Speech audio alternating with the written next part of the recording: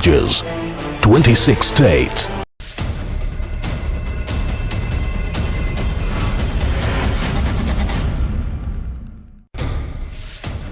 तो ब्रेक के बाद आप सभी का स्वागत है। बार बार हम यही बात कर रहे हैं कि आज हम आपको वो आंकड़े दिखाने वाले हैं, वो एक अनुमान और उसकी एक झलक आप तक पहुंचाने वाले हैं, जिसके माध्यम से एक आकलन किया जाएगा और उस पर हम विश्लेषण भी करेंगे।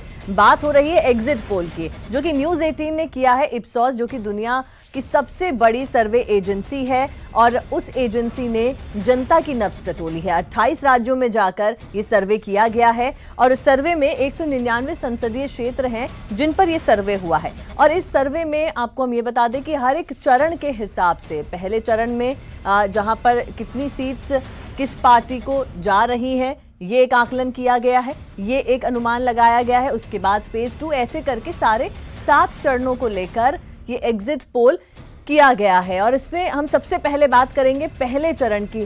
कुछ डेटा आपकी स्क्रीन पर रिफ्लेक्ट होगा, जिसमें ये तस्वीरें आप देख रहे हैं। यहां पर कुल मिलाकर 91 सीटों पर वोटिंग हुई थी। पहले फेज की हम बात कर रहे हैं, जहां आंध्र प्रदेश की 25 सीटें थी, तेलंगाना की 17 थी, उत्तराखंड की 5 सीटें थी। और इसमें हम बात करेंगे अगर एनडीए की, एनडीए में बीजेपी की अगर खासतौर पे बात की जाए तो बीजेपी को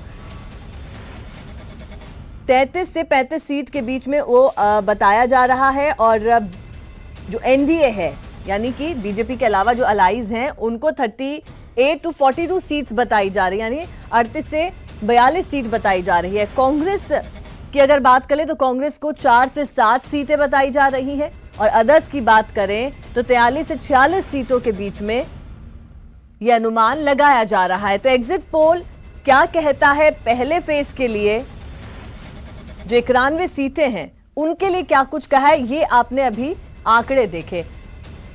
और अगर इन सीट्स की बात करें, जो पहले फेज की बात करें, तो महत्वपूर्ण है आंध्र प्रदेश की जो 25 सीटें थी उनका यहां पर आकलन हुआ है। तेलंगाना की 17 सीटें थी जिनको लेकर यहां पर बातचीत की गई है, और उत्तराखंड की 5 सीटें थी जिन पर बातचीत की गई है।